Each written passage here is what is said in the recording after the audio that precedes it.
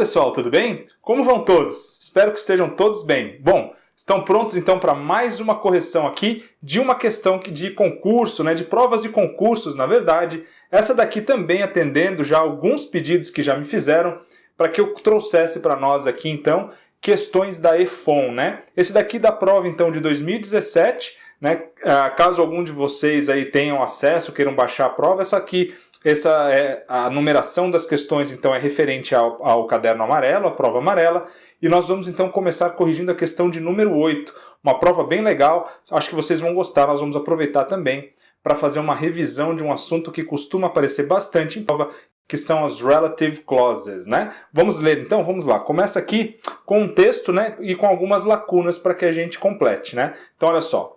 Choose the option that correctly completes the text below, respectively. Então, olha só, choose the option, escolha a opção, that correctly completes, que complete corretamente, ou que completa corretamente, the text below, o texto abaixo, below, respectively, respectivamente, Então, aqui a gente tem principalmente preposições, alguns advérbios, conjunções, e a gente vai ter então que ver como completar aqui esse texto. Olha só, então um texto aqui do Oscar Wilde, Então, que vem de um livro bastante interessante que chama The Picture of Dorian Gray, O Retrato de Dorian Gray. Tem filme também, acredito que alguns de vocês também conheçam esse livro e esse filme. Tá joia? Vamos ver então, olha lá. Começa então, olha só, com 12:30. 12:30, Lembram-se dessa estrutura? Essa é uma estrutura que a gente utiliza para falar de horas, não é isso? Então, 12:30 seria metade passada das 12, 12:30, então, 12:30, 12:30, então, 12:30. Então, a gente já pode parar e pensar uma coisa. Ó, a gente vai ter que colocar aqui, eles trouxeram para nós aqui algumas preposições para completar essa primeira lacuna. Vocês se lembram quais as preposições que a gente pode utilizar quando a gente vai falar sobre horário? Quando a gente quer indicar, então, que é um horário preciso, a gente vai utilizar a preposição at, não é isso? Então, nós temos aqui na letra D, nós temos sim a preposição at. É possível, então, completar com a preposição at. E se a gente quiser dizer aproximadamente, quando a gente fala sobre um horário mais aproximado e não específico, a gente teria duas opções boas, Tanto o around quanto o about, Ambos podem ser utilizados. E nós temos aqui todos eles, Nós temos aqui o about na letra B e o around, Todos eles assim por volta, em torno, Que são então as três preposições que nós poderíamos utilizar para completar essa primeira lacuna. A gente não utiliza on com horas, a gente utiliza on normalmente quando nós falamos de dias, não é isso? Então, on Tuesday, on Monday. E a gente usa in, quando a gente vai falar principalmente sobre meses, In March, in April, ok? Então, nesses casos aqui, só sobraram então para a gente aqui de cara as alternativas, B, D e E, ok? B, D and E. Mas vamos continuar a leitura do texto, então, e daqui a pouco a gente volta para as lacunas especificamente. Olha lá, então, 12:30 next day, Lord Henry Wotton strode from Curzon Street over to the Albany. Então, 12:30, já vimos, 12:30, next day, do dia seguinte, Lord Henry Wotton strode. O que significa strode? What does to stroll mean? Então nós temos aqui, to stroll means go for a leisure walk. Então é uma caminhada descompromissada. Leisure vem de lazer. Então é sair para uma caminhada de lazer. Então essa é a ideia de to stroll.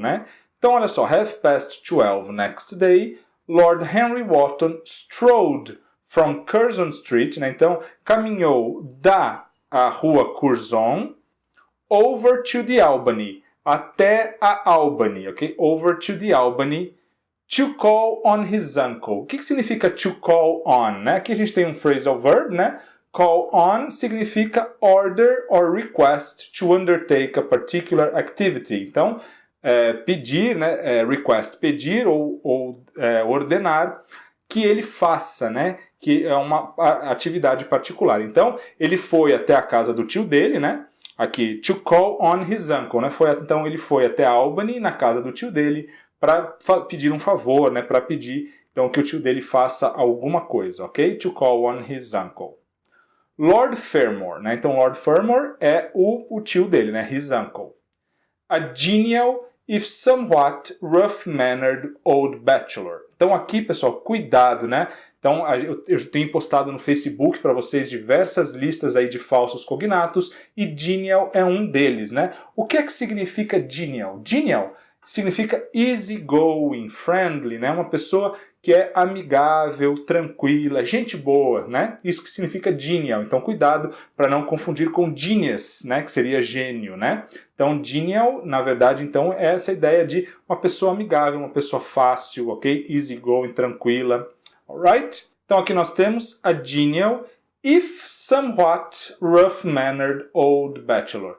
Esse if aqui, ele dá uma ideia assim, que a gente pode dizer de concessão, né? Como um embora, né? Então ele é uma pessoa legal, tranquila, if somewhat, mesmo que embora, né? Um pouco, somewhat, um pouco, de alguma maneira, rough-mannered, né? Então rough-mannered, mannered é que tem maneiras. Maneiras o quê? Rough significa unrefined, violent, né? Então rough, sempre essa ideia aí de bruto, né? Uma ideia de algo que não é refinado, unrefined, né? Em alguns casos até mesmo tendendo a violento, ok? Então rough manner, então ele é uma pessoa muito legal, muito tranquila, embora um pouco, né, de maneiras um pouco brutas, né? De um pouco duras, ok? Rough mannered old bachelor, né? Bachelor significa single, né? Então ele é ainda solteiro e old velho, né? Então, um solteiro velho de maneiras brutas, mas que é, na verdade, né, uma pessoa, a genial person, uma pessoa tranquila, ok? Então, olha só, aqui a gente tem de novo uma outra lacuna, né? E aí vai dizer o quê? The outside world called selfish. Então, olha só, the outside world, o mundo externo, né?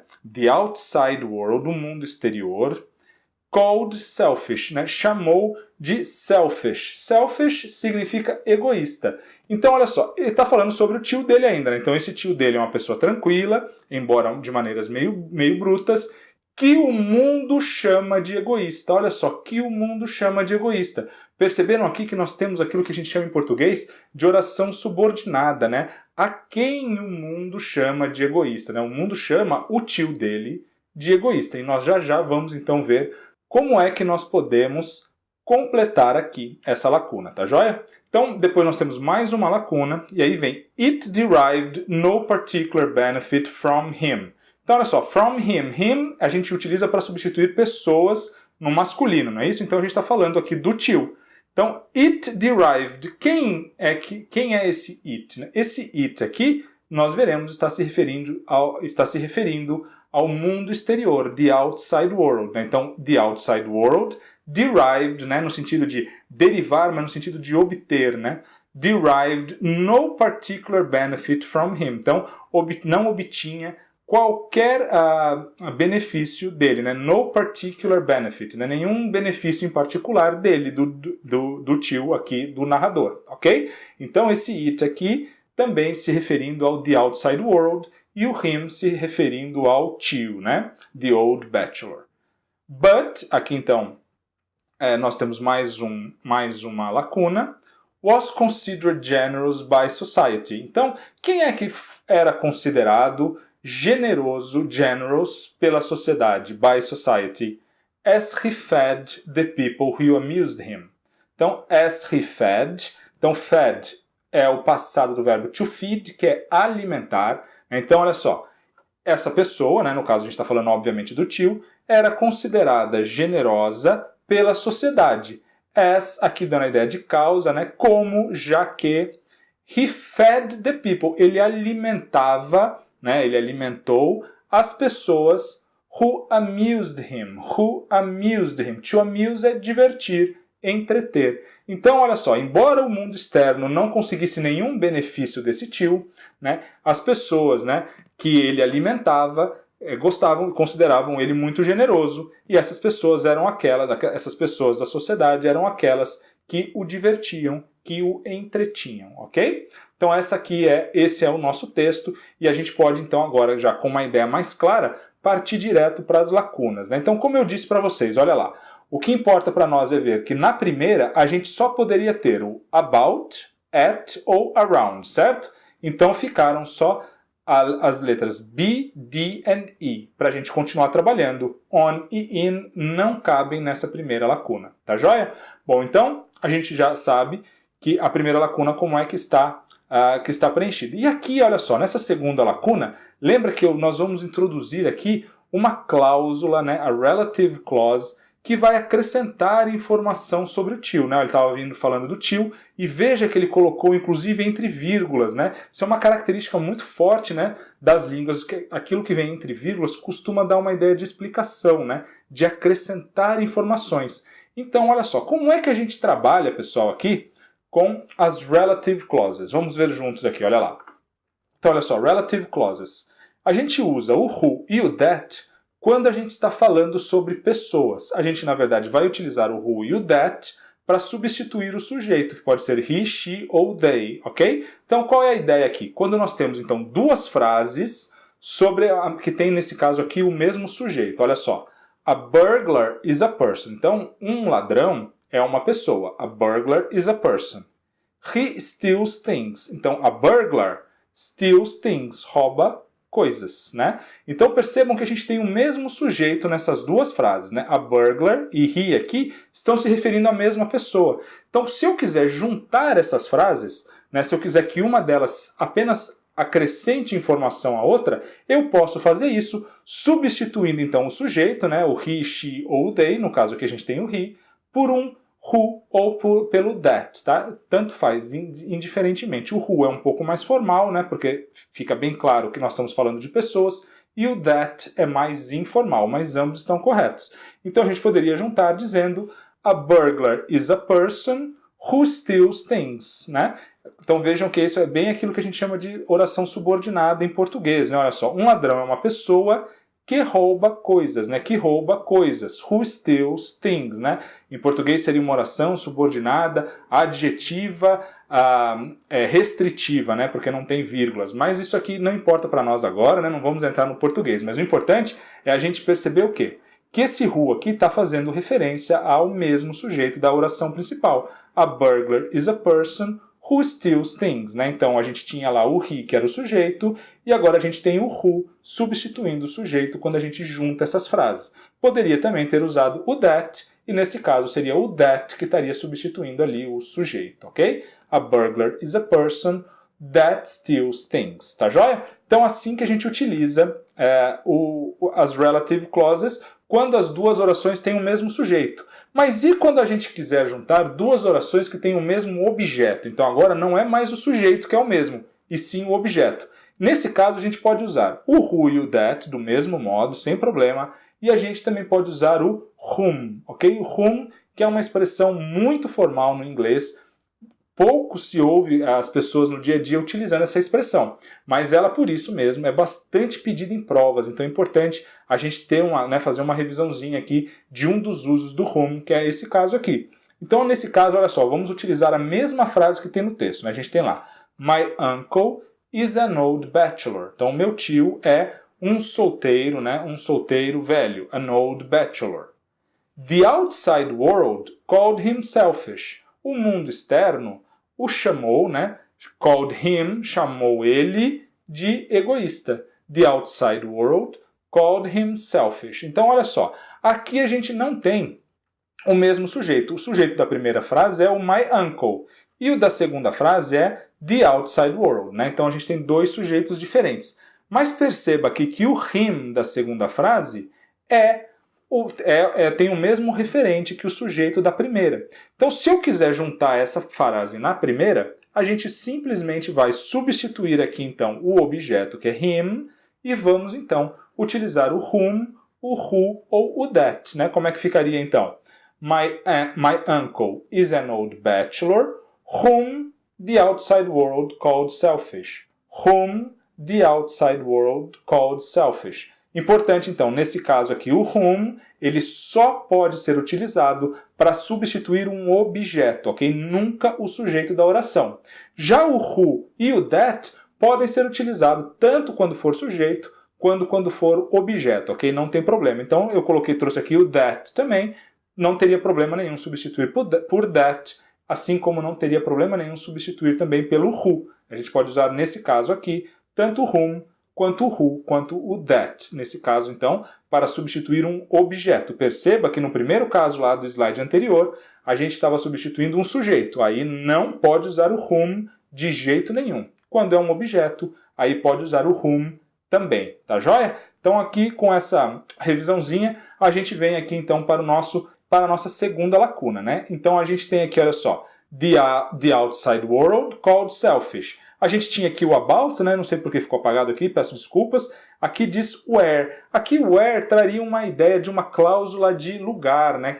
Que o referente seria o lugar. Não é bem essa ideia, né, pessoal? Aqui nós estamos falando de uma pessoa. Então o where aqui a gente não poderia utilizar, tá? Então a letra B já estaria descartada realmente. Sobraria para nós então o whom ou o that, ok? Whom ou that, que foi justamente aquilo que a gente viu, já que a gente tem o sujeito aqui, né? Olha só, the outside world é o sujeito, called my uncle, called him selfish. Então a gente pode usar o whom, porque é um objeto, e o that também. Ficamos então tanto com as letras D e E, né? Ainda temos duas possibilidades para continuar o nosso texto aqui. Bom, e agora então a terceira lacuna. It derived no particular benefit from him. Então o mundo externo, né? It não obtinha, né, não conseguia nenhum benefício particular do meu tio.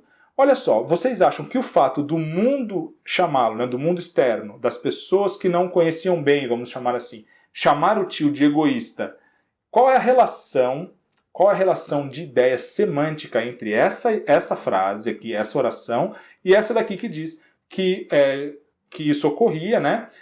E que além disso, então, né, não quero utilizar o conector, né, o conectivo, então ele vai dizer que o mundo externo não obtinha nenhum benefício do tio dele. Então qual é a relação entre o mundo externo chamar o tio dele de egoísta e o mundo externo não obter nenhum tipo de benefício do tio dele? É uma relação de causa, vocês perceberam? É porque o mundo externo não recebia nenhum benefício do tio dele que o mundo externo chamava ele de egoísta, não é isso? Então nós temos aqui uma relação em que essa segunda oração aqui, que inicia pela lacuna, é a causa do que ocorre nessa primeira oração, não é isso? O mundo externo chama ele de selfish, né, de egoísta, porque não recebe nada, não obtém nada, nenhum benefício dele, certo? Por isso, então, pessoal, que a gente vai ter que utilizar aqui o because e não o consequently, né? O consequently daria uma ideia de consequência. Seria assim, porque o mundo externo o chama de egoísta, não obtém nada de particular dele. Percebe que está invertida a ordem, né? Então, olha só, é como assim, ele gostaria de dar benefícios ao mundo externo, mas já que o mundo chama ele de egoísta, ele não dá nada. Não, não é essa a ideia do texto. A ideia do texto é que as pessoas o chamam de egoísta justamente porque não obtém nada dele. Não é? Então essa segunda frase aqui, a segunda oração, é a causa da primeira. Por isso que a gente usa o because. Né? E finalmente aqui, benefit from him. Depois but, mas. Então olha só, was considered generous, está falando de novo do tio, né? Então o tio era considerado generoso pela sociedade as he fed the people who amused him. Então ele era considerado generoso pela sociedade porque, né? Está aqui de novo a causa, porque ele alimentava as pessoas que o agradavam, que o entretinham, ok? Então aqui de novo a gente pode utilizar o who, né? Porque a gente está numa ideia, de novo, né? De substituição de uma pessoa, não é isso? Então, but who was considered, né? My uncle was considered, he was considered, né? Então aqui de novo a gente tem um sujeito, né? He was, e por isso a gente pode utilizar de novo o who, como nós vimos lá nas relative clauses, tá bom, pessoal? Então veja só, uma questão que não era muito simples, né? Ela exigia na primeira lacuna uma parte um pouco mais simples da gramática, preposições então relacionadas a horas, acredito que muitos de vocês não teriam dificuldades com isso. E agora as outras, né, principalmente a segunda e a última lacuna, dependiam de um conhecimento, né, pelo menos razoável aí, das orações subordinadas, né, relative clauses, né? E também tivemos aqui uma relação semântica, né, de causa e consequência, para a gente utilizar aqui o conectivo because. Tá legal, pessoal? Então espero que tenha ficado entendido, né? Qualquer dúvida podem postar aí, eu farei o possível para responder o mais rápido que eu puder, para que vocês não fiquem com as dúvidas aí. Tá joia? Espero que tenham gostado, né? Contem para os amigos aí, foco nos estudos e vamos lá, vamos continuar então as nossas resoluções na próxima aula. Um forte abraço a todos!